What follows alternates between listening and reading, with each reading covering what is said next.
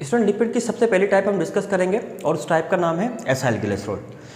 अच्छा स्टूडेंट, जब आप एसाइल ग्लिसरॉल की बात करते हैं तो जितने भी लिपिड्स की टाइप आप डिस्कस कर चुके हैं उन तमाम की तमाम लिपिड्स की टाइप्स में एक एसाइल ग्लिसरॉल ही ऐसा टाइप है लिपिड की जो कि एडिबल लिपिड होती है। मतलब ये खा सकते हैं आप लिपिड को और ये हमारे बॉडी के अंदर एनर्जी जनरेट करने वाले लिपिड होते हैं। ये जो एसाइल ग्लिसरॉल है ये कार्बोहाइड्रेट की तरह हमारी बॉडी के अंदर एनर्जी जनरेट करते हैं। और कब जनरेट करते हैं? जब हमारी बॉडी कार्बोहाइड्रेट से एनर्जी की रिक्वायरमेंट को मुकम्मल तौर पे फर्निश नहीं कर पाती तो lipid as a secondary source of energy के तौर पे हमारी बॉडी में एक्ट करता है।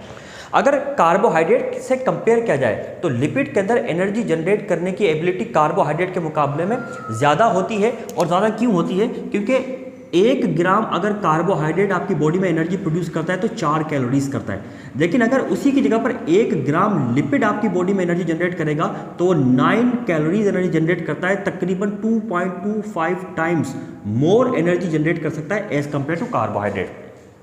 तो फिर सवाल ये है कि ये प्राइमरी सोर्स ऑफ एनर्जी हमारे बॉडी के अंदर क्यों नहीं है? दरअसल इसकी जो एंड प्रोडक्ट होती है उसकी वजह से थोड़ा सा हमारी बॉडी में प्रॉब्लम हो सकती है। कीटोन बॉडीज़ वगैरह बनती हैं जो कि हमारे ब्लड की पीएच चेंज कर सकती हैं। कार्बोहाइड्रेट से अगर जब हमारी बॉडी में मेटाबॉलिज्म होता है तो किसी भी किस्म की कोई हार्मफुल बाय प्रोडक्ट नहीं बनती, प्रोडक्ट या बाय प्रोडक्ट नहीं बनती, सिर्फ वाटर बनता है और कार्बन डाइऑक्साइड बनती है। कार्बन डाइऑक्साइड जितनी बॉडी में यूटिलाइज होनी होती है वो हो जाती है, बाकी बॉडी से बाहर एक्सेल हो जाती है। जबकि वाटर हमारी बॉडी को वैसे नीड होती है, वो मेटाबॉलिक वाटर हमारी बॉडी के अंदर इस्तेमाल हो जाता है। इसी वजह से कार्बोहाइड्रेट हमारी बॉडी की फर्स्ट प्रायोरिटी होती है एनर्जी जनरेट करने के लिए, सेकंड प्रायोरिटी हमारी लिपिड होती है।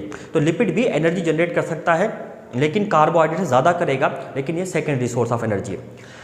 अब एसाइल ग्लिसरॉल जो है उसके मोनोमर्स क्या हैं? एसाइल ग्लिसरॉल के मोनोमर 2 होते हैं, एक ग्लिसरॉल और दूसरा फैटी एसिड। और एसाइल ग्लिसरॉल का मॉलिक्यूल कब बनता है? जब एक ग्लिसरॉल के मॉलिक्यूल के साथ 3 फैटी एसिड के मॉलिक्यूल ईस्टर बॉन्ड बना लेते हैं। मतलब ये ईस्टर बॉन्ड है, ये जो बन रहा है ये ईस्टर बॉन्ड है, ये ईस्टर बॉन्ड बनाते हैं। जब 3 यानी एक ग्लिसरॉल के मॉलिक्यूल के साथ 3 फैटी एसिड के मॉलिक्यूल ईस्टर बॉन्ड बनाते हैं तो ये जो पूरा एक कंबाइंड मॉलिक्यूल है ये एसाइल ग्लिसरॉल का मॉलिक्यूल कहलाएगा। अब सवाल यह है कि 3 ही फैटी एसिड क्यों? असल में ग्लिसरॉल बिलोंग करता है अल्कोहल ग्रुप से, और फैटी एसिड कार्बोजाइलिक एसिड है, कार्बोजाइलिक एसिड ग्रुप से बिलोंग करता है।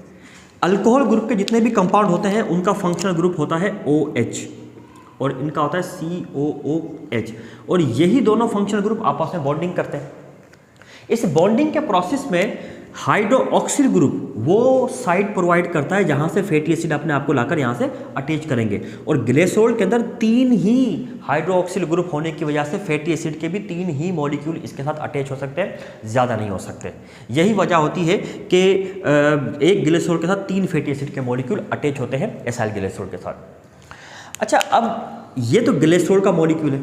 अगर ग्लिसरॉल के मॉलिक्यूल को आप ड्रॉ करना चाहें तो ड्रॉ ऐसे कर सकते हैं आप लोग, यानी ये ऐसे ड्रॉ होगा, ये आप देख सकते हैं।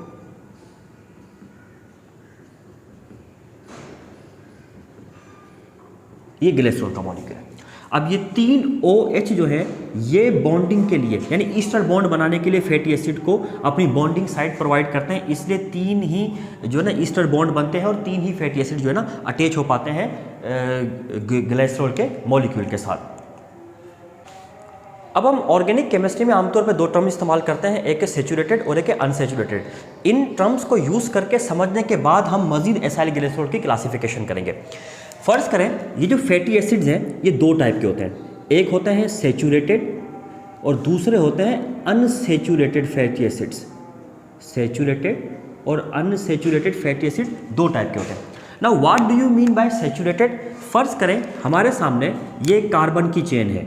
इस कार्बन की चेन को अगर आप गौर करें तो जितने भी कार्बन आपको दिखाई दे रहे हैं उन तमाम के तमाम कार्बन्स के बीच में बॉन्डिंग किस तरीके से हुई है और कितने कितने बॉन्ड इनके अंदर मौजूद हैं। इस ऊपर वाली चेन को देखें तो जितने भी कार्बन है सबके बीच में सिंगल बॉन्ड है। ऐसी कार्बन की चेन या ऐसे ऑर्गेनिक कंपाउंड जिसमें तमाम के तमाम कार्बन के बीच में सिंगल कोवलेंट बॉन्ड हो वो सैचुरेटेड कहलाते हैं। और ऐसे तमाम के तमाम ऑर्गेनिक कंपाउंड या कार्बन की चेन्स जिसके अंदर कहीं पर भी एक जगह पर दो या कहीं पे एक जगह पर डबल या ट्रिपल बॉन्ड कहीं पर भी आ जाए तो वो अनसेचुरेटेड कहलाते हैं। अब ग्लिसरॉल के मॉलिक्यूल के साथ जो ये फैटी एसिड होते हैं, अगर सेचुरेटेड वाले फैटी एसिड होंगे तो ये पूरा का पूरा मॉलिक्यूल कहलाएगा सेचुरेटेड एसाइल ग्लिसरॉल। और अगर ग्लिसरॉल के इस मॉलिक्यूल के साथ जो ये फैटी एसिड हैं ये अनसेचुरेटेड वाले होंगे तो ये कहलाता है अनसेचुरेटेड एसाइल ग्लिसरॉल।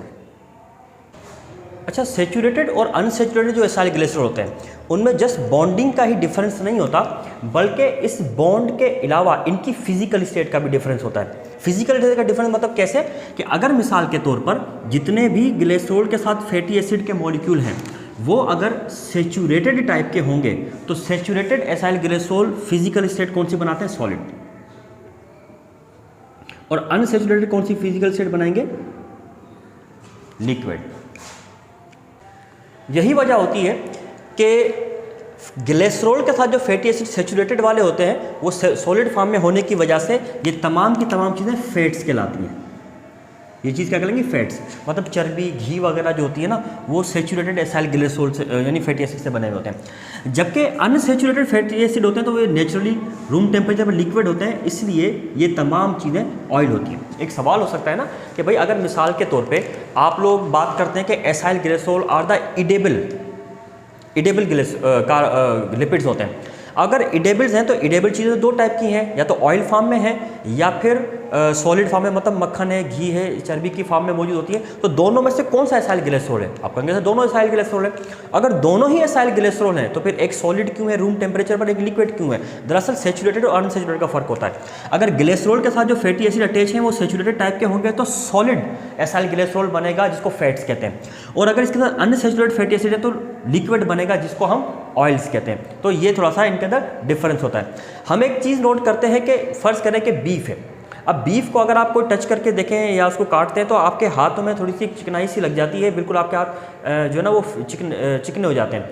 वजह क्या होती है कि उसके अंदर एक फैट पाई जाती है जिसको स्टेरिन कहते हैं, और वो सॉलिड फॉर्म में होने की वजह से वो सेचुरेटेड की एग्जांपल है।